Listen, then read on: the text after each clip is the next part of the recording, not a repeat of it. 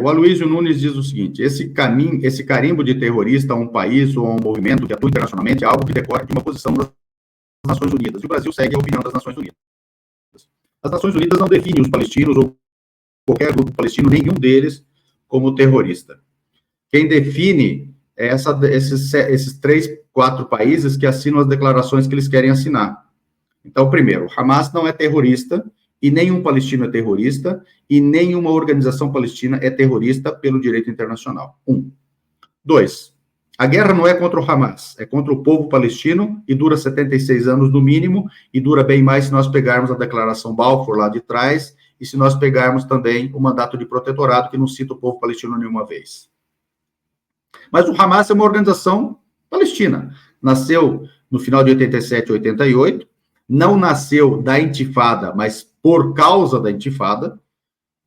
Grosso modo, uma juventude ligada à chamada Irmandade Muçulmana reclamava que não podia haver silêncio dessa linha de pensamento frente ao movimento nacional palestino. Afinal de contas, a Irmandade Muçulmana dizia que os movimentos nacionalistas eram pecaminosos, e continua dizendo, na verdade, porque eles visam dividir a grande comunidade dos crentes, a Umma, que deve ser global, em nações, e que isso é um pecado. Mas, diante da primeira intifada e dos crimes de lesa humanidade praticados naquele momento pelos israelenses, quebrando os ossos das crianças que jogavam pedras, quebravam a mão, lembra, Zenha? Pegavam elas e quebravam a mão com a mesma pedra que ela tirou? A mão e o braço, perdão, dizendo. Então, naquele momento, surge o Hamas. Bem, há divergências no seio palestino do que deve ser a Palestina. Há quem defenda o Estado laico, eu estou entre eles. Há quem defenda a eventualidade de um Estado islâmico. Eu particularmente me oponho. Então, existem diferenças no seio do povo palestino, e são divergências que existem no Brasil, que existem em qualquer lugar do mundo. Agora, o que importa para nós, palestinos, e todos aqueles que se preocupam com a Palestina, é que Israel usa de narrativas absolutamente diversionistas quanto ao que verdadeiramente acontece na Palestina.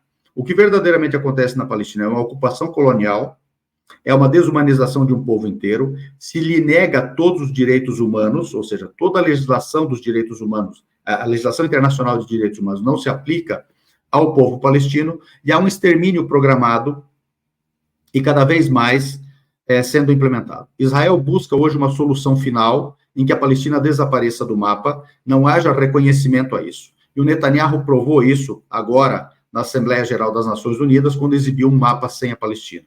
Um mapa como sendo de Israel para a Palestina integral. Isso é demonstração de limpeza ética. Ele deveria ter saído preso da Assembleia Geral das Nações Unidas por esse crime, porque isso é crime. Negar a existência de um Estado, de um povo e de uma nação é crime. E ele saiu de lá solto e ileso. Aqui no Brasil, há legislação suficiente para quem propague isso. Há alguns agentes do sionismo aqui que têm que ser presos. Ô, Yara, você inclusive separou essa foto, né, do Bibi Netanyahu com um mapa em que a Palestina... O Walid, você acredita que vai haver uma regionalização dessa ação? Hoje nós tivemos um ministro do governo aliás, uma pessoa da oposição ao governo Bibi Netanyahu dizendo que entraria no governo, mas quer que os ataques ao Hamas não fiquem apenas em Gaza, mas há lideranças fora de Gaza, provavelmente no Líbano, sei lá, em Teherã, não sei. Você acha que pode haver regionalização dessa guerra? Eles sempre fizeram isso. Eles assassinaram palestinos na Europa, inclusive membros da OLP, que eram representantes com status diplomático desde que a ONU reconheceu a OLP como ente não governamental observador na ONU, e passou a ser reconhecido por vários países do mundo como o único e legítimo representante do povo palestino, tinham status diplomático e foram assassinados em capitais europeias pelo Mossad. Isso não é exatamente uma novidade. Eles mais que regionalizaram, eles mundializaram. A possibilidade de nós sermos assassinados aqui, no Brasil, com outros pretextos, é daqui para ali. Um desses implicados, se salvo o melhor juízo, o Obeika, da falange libanesa, implicados nos massacres de Sabri Shatila, quando ele estava às vésperas de ser levado para o tribunal de Haia, e ele testemunharia, seguramente diria que foi comandado pelo Ariel Sharon e por outros dirigentes militares israelenses naqueles massacres no Líbano, em 82, ele misteriosamente foi assassinado com a mulher num suposto assalto num posto de combustível aqui. E ele estava perto de ir para o Tribunal de Haia para testemunhar. Então, vejam, não é uma novidade. Além do mais, Israel atacou já o Líbano, massacrou o Líbano diversas vezes. Atacou a Síria e ocupa território sírio. Atacou um reator nuclear para fins civis nos anos 80, no início dos anos 80, no Iraque, participou da guerra no Iraque, participou do massacre iraquiano, e os palestinos são atacados em toda aquela região. Então, está regionalizado. Tem participado de sabotagens no Irã, está regionalizado. Tentou usar como país base para atacar o Irã e amanhã ou depois servir de país base para a OTAN, para atacar a Rússia, a Geórgia. Está implicado, Israel está implicado agora, num eventual novo genocídio armênio no Azerbaijão. Eu diria que hoje, além do mais, os Estados Unidos, os F-16 são de quem? São dos Estados Unidos. Nós estamos sendo atacados pelos Estados Unidos. Toda a munição é estadunidense. 2 aviões já, foi noticiado um, a notícia que me chega intramuros é que são 2 aviões cargueiros Estados Unidos, inclusive carregados com instrutores estadunidenses, eles é que vão operar a guerra pela incompetência desses israelenses. Nós nunca tivemos, ninguém tem medo dos israelenses, não. O medo dos Estados Unidos. Esse porta-aviões que está às portas de Gaza, que seguramente está participando dos ataques, é estadunidense. Os documentos desclassificados provam que em 73, quem de fato entrou na guerra e derrotou, especialmente o Egito, foram os Estados Unidos. Nos primeiros dias da guerra de 73, 106 caças israelenses foram derrubados pelo sistema SAM egípcio. Quem ganharia a guerra? Então, a própria bobajada de se jactarem de que são super guerreiros, tudo isso é um fiasco. Isso não passa de uma rave drogada e fortemente armada e assassina. Israel é uma rave de assassinos. Não mais do que isso. E, professor, essa nova configuração geopolítica que o mundo está tomando, né? Com a ascensão da China, com esse mundo multipolar, né? Que inclusive o presidente Lula fala muito, norte, sul global, esse mundo multipolar. O senhor acha que existe alguma saída para a Palestina, para o povo palestino, nessa nova configuração que está se formando? Como é que o senhor vê o futuro? Existe perspectiva?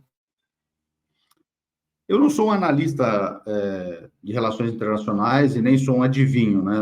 Não tenho bola de cristal, mas eu analiso assim empiricamente pelas notas desses países nos primeiros instantes dos acontecimentos mais recentes. A da Rússia foi absolutamente equilibrada, a nota da Rússia, e a Rússia é um país ambíguo em relação à questão palestina.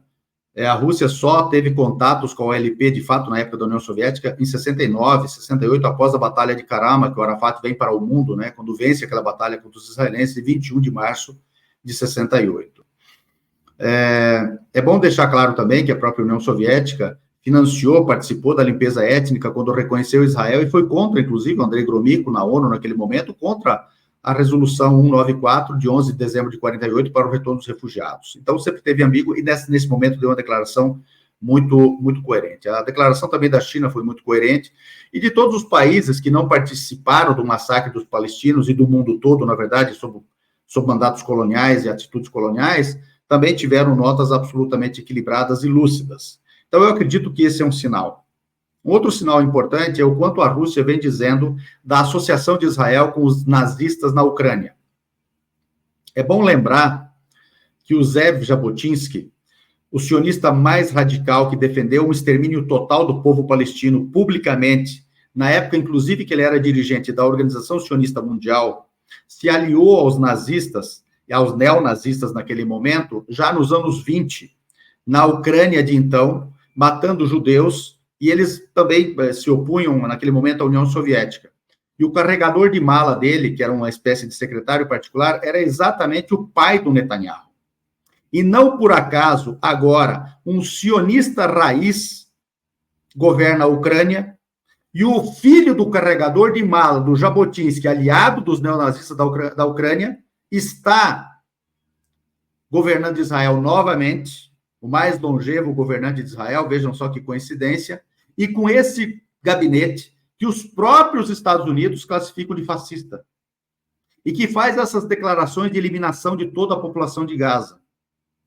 Então, a Rússia tem acusado Israel de estar implicada com esses nazistas. E isso não é uma mudança pouca. Até bem pouco tempo, você seria linchado como antissemita se você dissesse que essa dirigência israelense é nazista. A Rússia está dizendo isso. O Petro está dizendo isso. Intelectuais em todo o mundo estão dizendo isso. E semitas como eu estamos dizendo isso. Nós já dizíamos isso.